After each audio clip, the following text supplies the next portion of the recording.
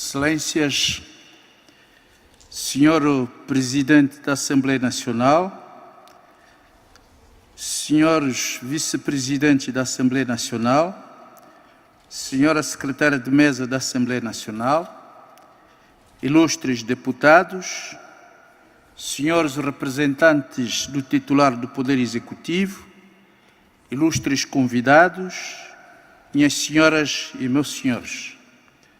A sessão plenária de hoje traz consigo importantes diplomas que encerram um profundo significado para a vida dos angolanos, porque trata-se, de facto, de um exercício legislativo que vai para marcar a vida do nosso povo.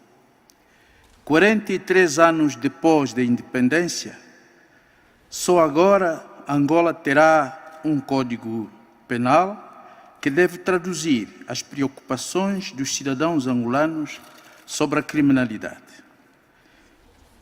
O anterior Código Penal decorria das instituições napoleônicas de 1804, adaptada ao sistema do ordenamento jurídico português em 1886, que pela via da colonização herdamos o Código Penal que vigora em Angola até aos nossos dias. Considerando as transformações sociopolíticas e culturais decorrentes do mundo contemporâneo, o legislador angolano deve prestar atenção às questões ligadas aos crimes suscetíveis de serem por si legitimados através dos atos normativos e refletidos.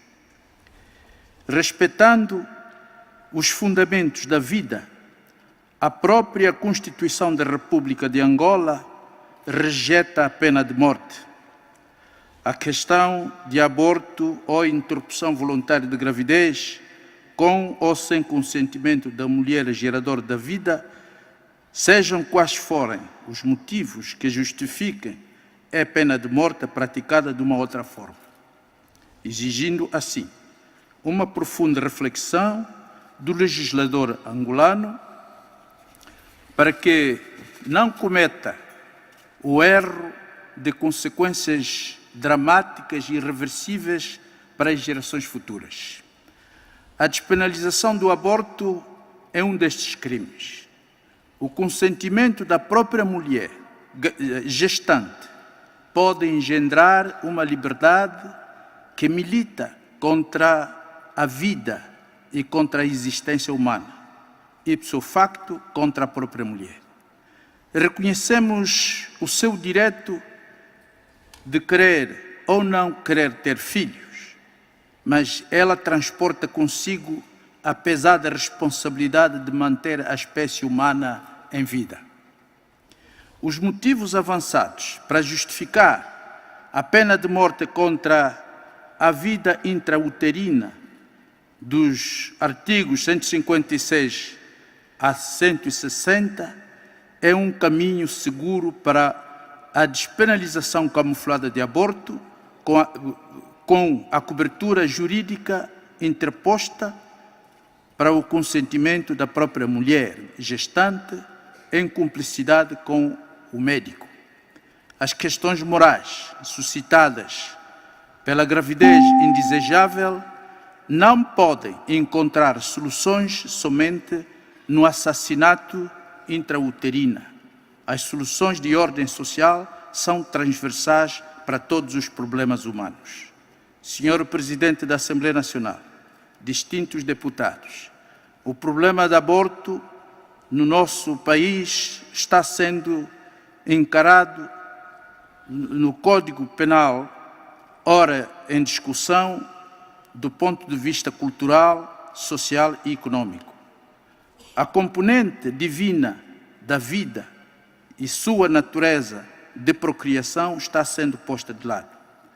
A Europa, inspiradora de todas as correntes abortistas libertinas que aqui se fazem sentir, meio século depois, enfrenta sérios problemas da sua pirâmide social.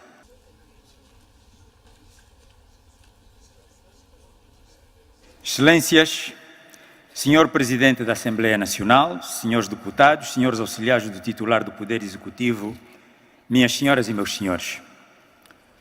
O processo de discussão na especialidade a que foram submetidos o projeto de lei do regime extraordinário de regularização patrimonial da iniciativa da UNITA e a proposta de lei de repatriamento de recursos financeiros domiciliados no exterior do país da iniciativa do Executivo não só não obedeceu às recomendações da reunião plenária da Assembleia Nacional que os aprovou na generalidade, como ficou manchado com a entrega tardia dos projetos dos relatórios parceiros conjuntos, o que não nos permitiu analisá-los antes da sua submissão à votação.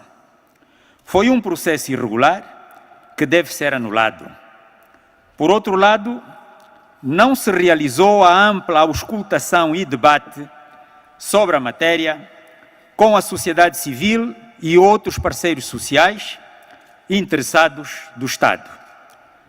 Não se conciliaram as duas propostas de diplomas legais com vista à sua fusão, conforme recomendado. Face ao exposto, somos a propor que se devolva todo esse processo para a continuação do seu tratamento na especialidade, até porque essa proposta de lei continua sem norte, baralhada, procurando favorecer uns, prejudicando outros, e não sei se estaria errado se dissesse que contém ilegalidades, se não mesmo inconstitucionalidades.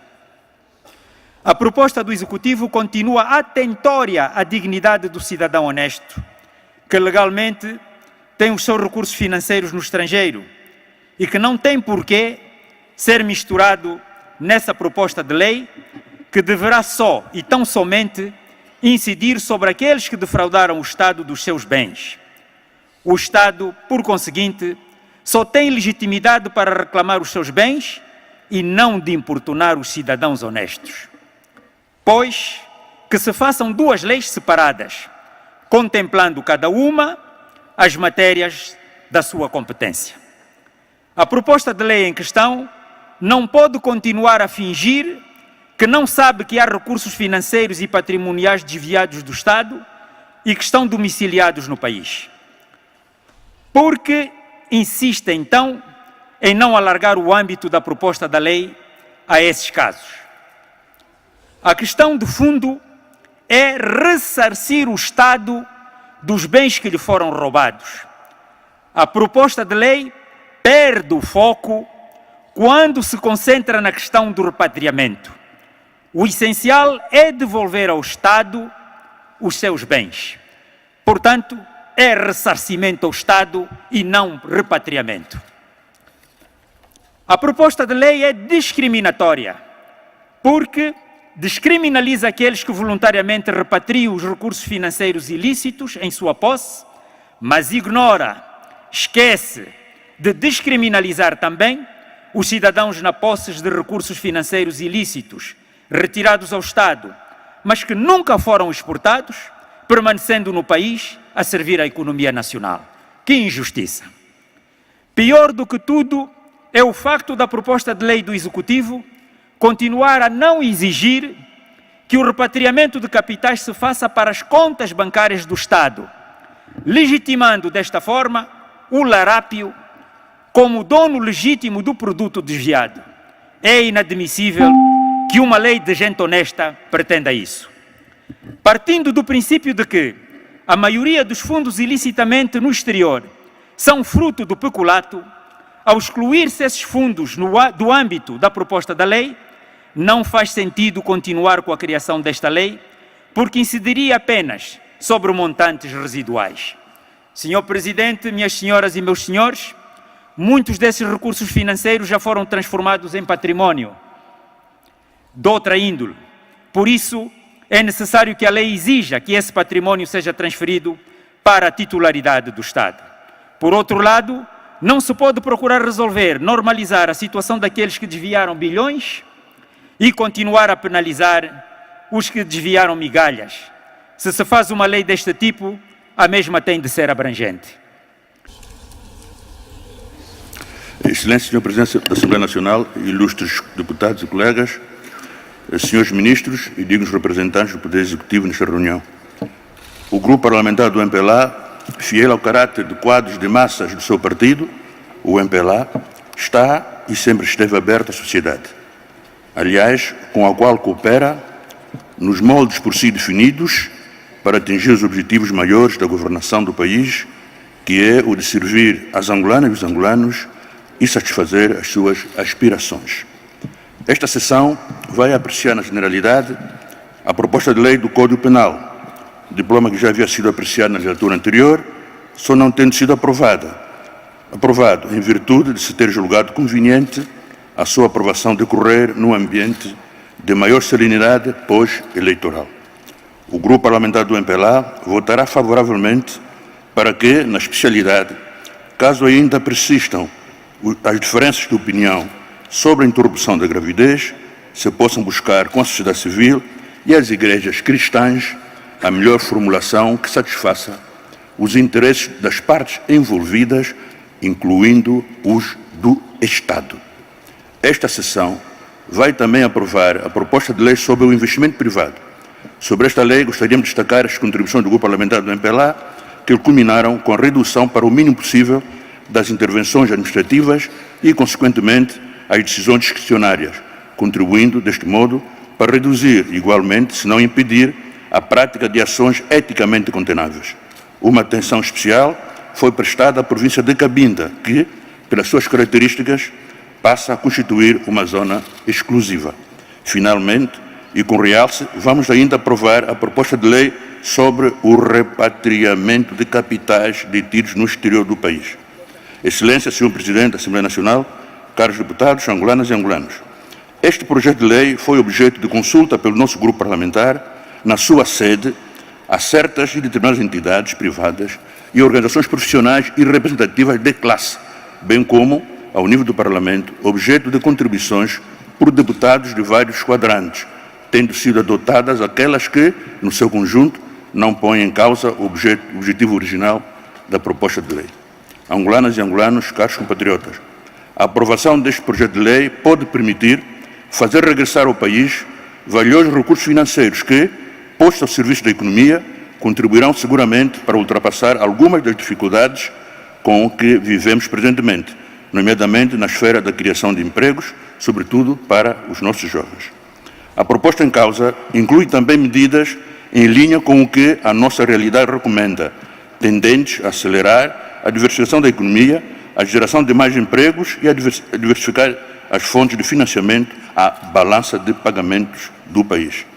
Depois de divagações, interpretações viusadas por parte de alguns, eis que, hoje, posso assegurar a todos de que a proposta de lei, com as emendas que lhe foram introduzidas, protege os interesses do Estado e respeita a legislação interna aplicável e garante a observância, igualmente, dos compromissos assumidos ao nível internacional.